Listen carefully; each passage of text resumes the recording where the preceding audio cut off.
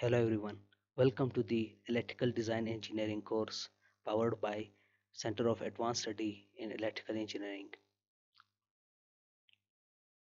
A bit about myself.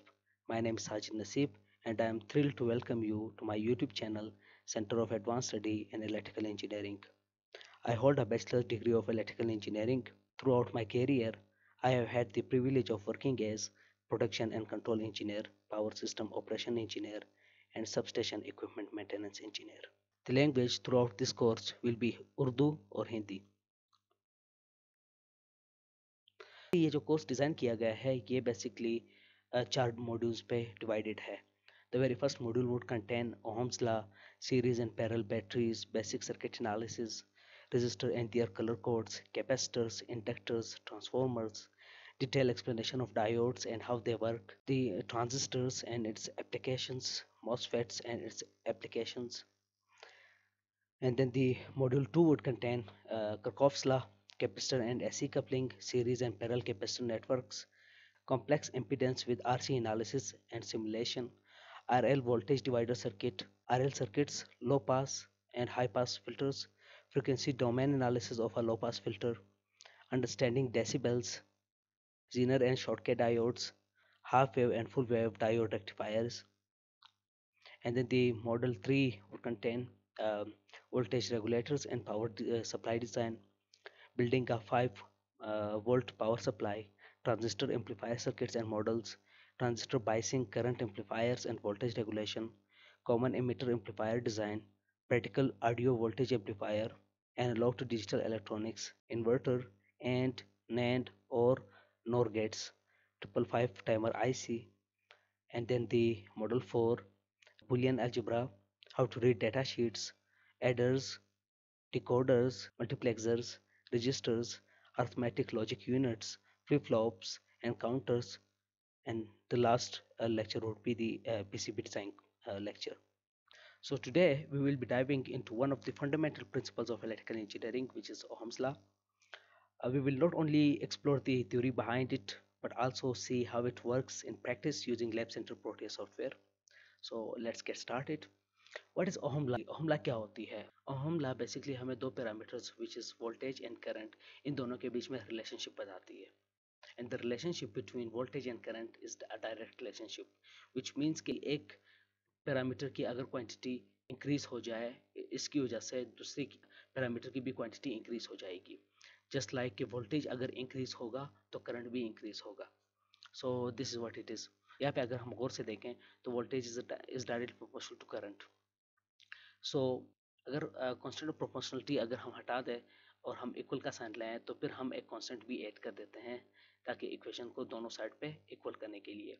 सो इस specific के scenario में वो कांस्टेंट जो है ना वो रेजिस्टेंस है. The voltage and current are in direct relationship and the resistance in that case scenario is the constant.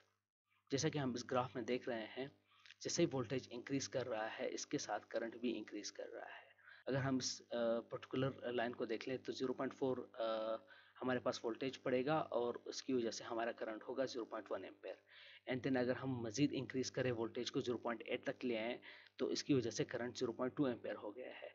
अब सिमिलरली अगर हम 1.2 वोल्ट्स को देख लें तो इसकी वजह से हमारा करंट 0.3 एम्पेयर हो गया है. सो इस तरीके से जैसे ही वोल्टेज इंक्रीज हो जाएगा इस एंड पे उसी ही तरह से उसी ही क्वांटिटी से हमारे जो है ना करंट भी इंक्रीज कर रही है. Understanding the components. Voltage basically खुद क्या है? Voltage is the potential difference between two points. दो पॉइंट्स के बीच में जो पोटेंशियल डिफरेंस है वो कहलाता है वोल्टेज. इसे हम वोल्ट्स में मेजर करते हैं. इनकी एग्जांपल है बैटरीज, पावर सप्लाईज जो कि बेसिकली वोल्टेज का एक सोर्स है. सिमिलरली करंट क्या है? The flow of electric charges.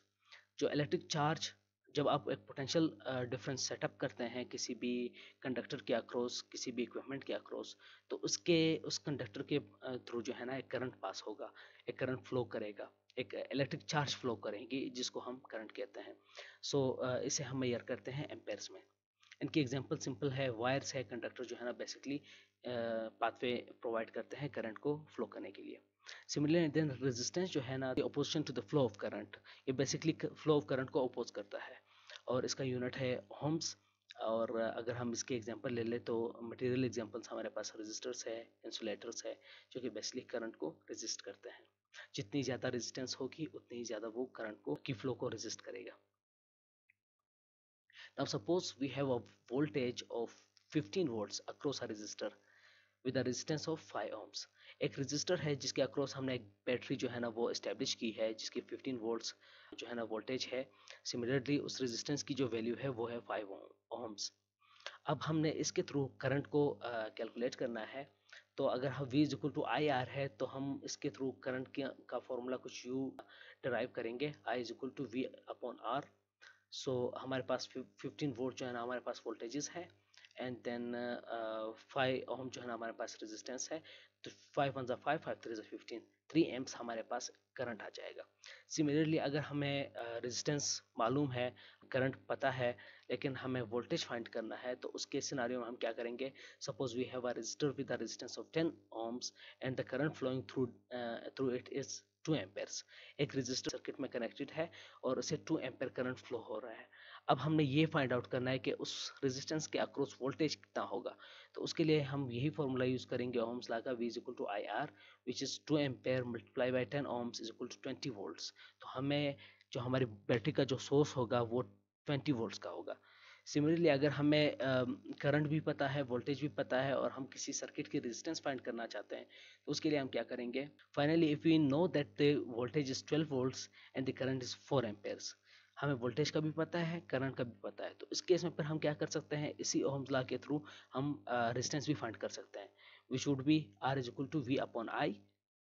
We हमारे पास 12 वोल्ट है, आई हमारे पास 4 एम्पेयर है, एंड देन 4 वन ज़ा 4, 4 थ्री ज़ा 12, तो 3 ohms हमारे पास रेजिस्टेंस आ जाएगा। तो इस तरीके से हम ओहम्स लॉ के थ्रू वोल्टेज एंड करंट अगर हमें पता हो तो हम रेजिस्टेंस फाइंड कर सकते हैं, रेजिस्टेंस एंड वोल्टेज पता हो तो हम करंट फाइंड कर सकते हैं, करंट एंड रेजिस्टेंस पता हो तो हम वोल्टेज फाइंड कर सकते हैं। तो ये बेसिकली बहुत ही इंपॉर्टेंट लॉ है जो कि फ्यूचर में हमारे बहुत काम आएगी, जब हम बहुत ही एडवांस एनालिसिस की तरफ जाएंगे, जब हम सर्किट डिज़ाइनिंग की तरफ जाएंगे।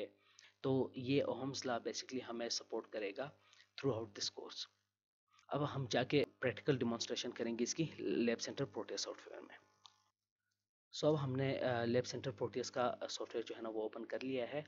अब हम क्या करेंगे, यहाँ पे चूंकि हमने नई सिमुलेशन करनी है तो हम न्यू प्रोजेक्ट पे क्लिक करेंगे। इसके बाद हम इसका नेम लिखेंगे, न्यू प्रोजेक्ट है तो हम लिखेंगे Ohm's law.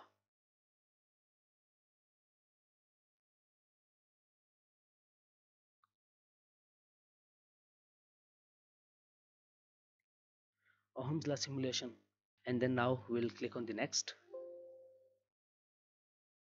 Next, next, and then next, and then finish. इसके बाद ये विंडोज ओपन हो जाएगा और अब हम जाके क्लिक करते हैं पी पर।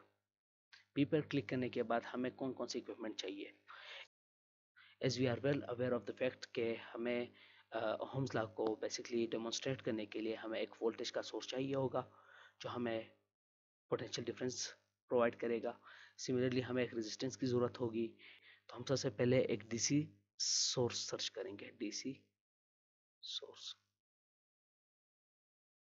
यहाँ पे आके पहले जो आपको बैटरी एक्टिव नज़र आ रहा है इस पर आप क्लिक करेंगे।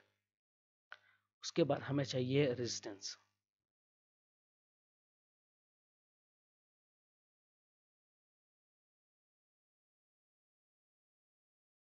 हाँ, इसमें से किसी भी रजिस्टर पे आप क्लिक कर दें, जस्ट लाइक दिस। तो हम इसे सेलेक्ट करते हैं, हमारे पास रजिस्टर भी आ गया।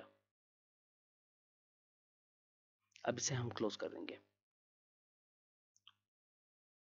सो we have got a battery, battery हम कनेक्ट कर देंगे, एंड देन हमें रेजिस्टेंस हमारे पास मौजूद है, रेजिस्टेंस पे हम यहाँ पे क्लिक कर देंगे और इसको राइट क्लिक करके हम एंटी क्लॉकवाइज मूव कर देंगे। इसके बाद हम हमें चाहिए एक एमीटर। इसके लिए हम यहाँ पे क्लिक करके इस पर्टिकुलर सिंबल पे, और फिर यहाँ पे हम सेलेक्ट करेंगे डीसी एमीटर, दिस वन। तो ये हमें चाहिए होगा, हम यहाँ पे इसको सीरीज में कनेक्ट करेंगे। रिमेंबर, एम मीटर हम सीरीज में कनेक्ट करते हैं एंड वोल्ट मीटर हम पैरेलल में कनेक्ट करते हैं,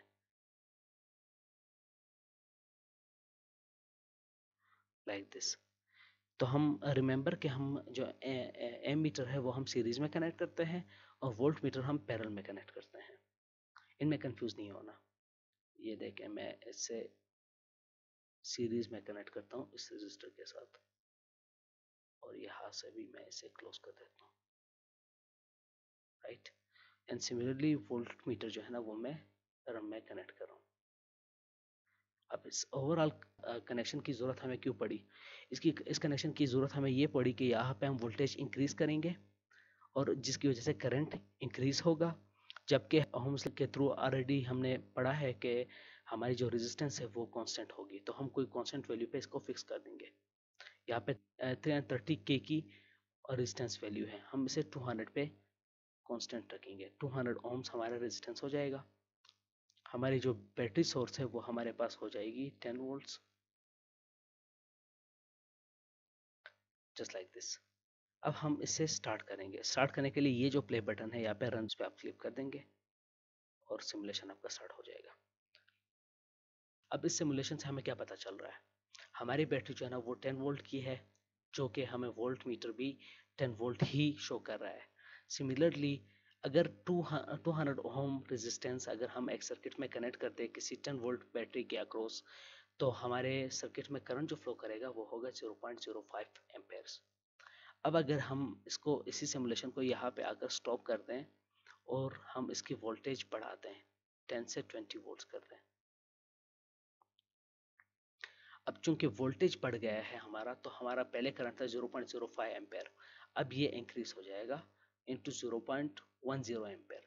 पहले 0.05 एम्पेयर था, अब 0.1 एम्पेयर हो गया, यानी 0.05 एम्प्स और इंक्रीज हो गए हैं क्योंकि हमने वोल्टेज इंक्रीज कर दिया है और रेजिस्टेंस हमारा कांस्टेंट है। सिमिलरली आप जितनी वोल्टेज इंक्रीज करेंगे उतना ही हमारा करंट इंक्रीज करेगा। अब ये सब कुछ करने के बाद हम जाके एक्सेल शीट में ये तमाम डेटा पुट करके हम इसका एक ग्राफ जनरेट करेंगे और फिर उस डेटा को हम कंपेयर करेंगे हमारे सिमुलेशन डेटा के साथ। अब हम आ गए हैं अपने एक्सेल शीट पे। एक्सेल शीट पे आप फर्स्ट ऑफ ऑल लिखेंगे वोल्टेज,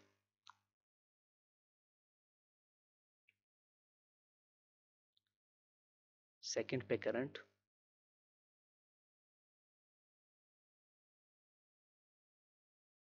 थर्ड पे रेजिस्टेंस,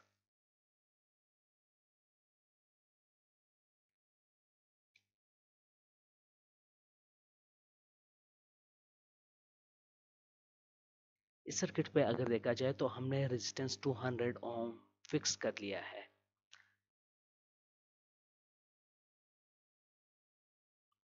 हम एक्सेल शीट में भी 200 ओम्स ही पुट करेंगे। सिमिलरली हम 10 वोल्ट से अपनी कैलकुलेशन स्टार्ट करेंगे up till 100 volts.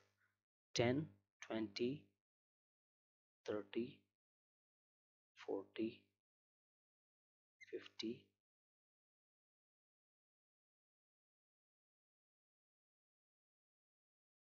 100। Similarly current हमारे पास क्या होगा वी डोंट नो, वो करंट हम इसी फॉर्मूले के थ्रू कैलकुलेट करेंगे।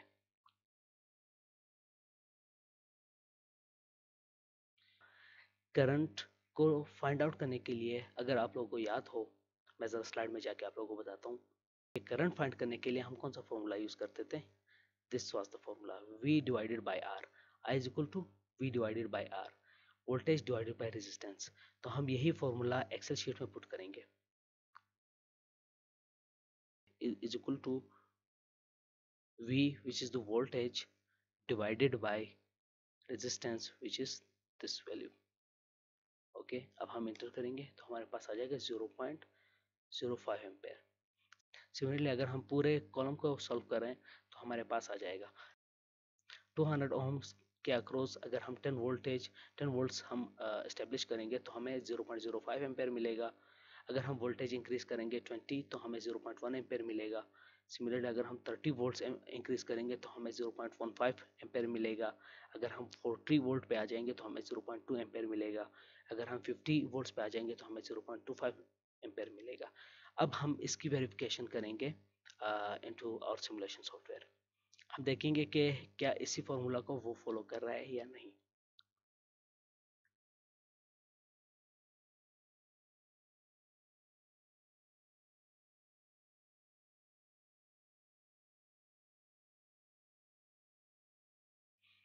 अब हम आ गए अपने सेटअप पे। अब हम इसे मज़ीद इंक्रीज़ करेंगे। 20 से हम 30 की तरफ जाएंगे।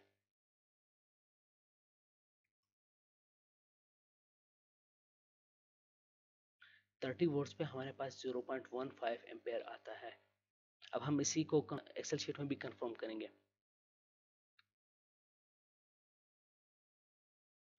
30 वोल्ट्स पे हमारे पास 0.15 एम्पेयर आ रहा है। सो 0.15 ampere is the correct answer. अब हम मजीद वोल्टेज इंक्रीज करेंगे। अब यहाँ पे 30 वोल्ट्स पे क्लिक करें, डबल क्लिक, और इसे मजीद इंक्रीज करें। फॉर इंस्टेंस 60 वोल्ट करते हैं और हम इसे रन करेंगे। हमारे पास आता है 0.30 एम्पेयर। अब हम इसे एक्सेल शीट में टैली करेंगे।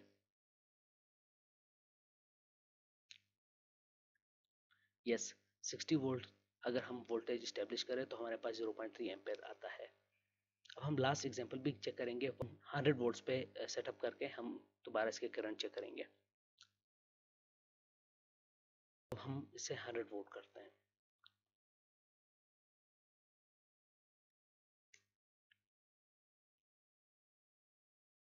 Simulation run. अब 0.5 एम्पेयर इस पूरे सर्किट में से फ्लो कर रहा है 100 वोल्ट स्टेब्लिश करने के बाद। तो इसी को हम अपने एक्सेल शीट में ऑलरेडी टैली कर चुके हैं। 100 वोल्ट पे हमें 0.5 एम्पेयर ही मिल रहे हैं। अब लास्ट ओहम लॉ का ग्राफ कैसे जनरेट करते हैं, कैसे हम डिसाइड करेंगे कि वोल्टेज और करंट एक दूसरे के डायरेक्ट प्रोपोर्शन है या नहीं। तो उसके लिए हम क्या करेंगे, हम एक्सेल शीट में एक ग्राफ जनरेट करेंगे वोल्टेज और करंट के बीच में।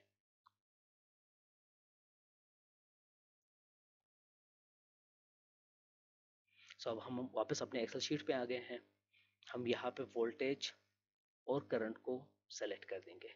All we have to do is correct select the voltage and current column, और हम सारे जितने भी इसकी वैल्यूज हैं उन सबको सेलेक्ट कर रहे हैं along with voltage and current. फिर हम आएंगे इंसर्ट की तरफ। इंसर्ट पे आके हम चार्ट पे क्लिक करेंगे। चार्ट पे क्लिक करने के बाद हमारे पास ये ग्राफ आ जाएगा। यहाँ आप और से देखें, this is the current, this is the voltage. Voltage जितना इंक्रीज कर रहा है उसी लिमिट के साथ करंट भी इंक्रीज कर रहा है। अगर मैं इस पॉइंट पे देखूँ तो 20 वोल्ट्स पे हमें 0.1 एम्पेयर मिलेगा। अगर हम 40 पे देख ले तो 40 वोल्ट्स पे हमें 0.2 एम्पेयर मिलेगा। अगर हम 60 पे देखें तो 60 पे हमें 0.3 एम्पेयर मिलेगा। सिमिलरली अगर हम 100 वोल्ट्स पे देखें तो 100 पे हमें 0.5 एम्पेयर मिल रहा है, जो हमने एक्सेल शीट पे और साथ में लैब सेंटर प्रोटीएस पे दोनों पे हमने कंफर्म कर लिया है। So this was our first lecture. I hope आप लोगों को पसंद आया होगा। हम ऐसे ही मज़ीद वीडियो बनाएंगे। फर्स्ट मॉड्यूल पे ओम्स लॉ हमारा फर्स्ट लेक्चर था। सिमिलरली हमारे नेक्स्ट लेक्चर पे हम series and parallel battery study करेंगे, एंड देन हम सर्किट एनालिसिस करेंगे, रजिस्टर एंड उनके कलर कोड्स के थ्रू आप रेजिस्टेंस कैसे कैलकुलेट करते हैं। कैपेसिटर के हम बहुत डेप्थ में जाएंगे। सिमिलरली हम इंडक्टर पढ़ेंगे, ट्रांसफॉर्मर्स पढ़ेंगे। हम डायोड्स को बहुत ही डिटेल जो है ना वे में एक्सप्लेन करेंगे। हम ट्रांजिस्टर को और इनके एप्लीकेशन स्टडी करेंगे। हम मॉसफेट को स्टडी करेंगे। और ये जितने भी लेक्चर्स हम ऑनवर्ड्स पढ़ेंगे, हम इनकी प्रैक्टिकल डेमोन्स्ट्रेशन भी कराएंगे लैब सेंटर प्रोटीएस में। और आई होप के इस पूरे कोर्स के एंड में आप लोग इस एलिजिबल हो जाएंगे कि आप लोग किसी भी पर्टिकुलर इलेक्ट्रिकल डिज़ाइन इंजीनियर की किसी भी जॉब के लिए जब आप अप्लाई करेंगे तो उस जॉब की इंटरव्यू में एस करने के लिए आप लोग के पास इनफ स्किल्स होंगे जिसके थ्रू आप लोग उस जॉब की इंटरव्यू को एस करें। Thank you so much. This is Sajid Naseeb signing off.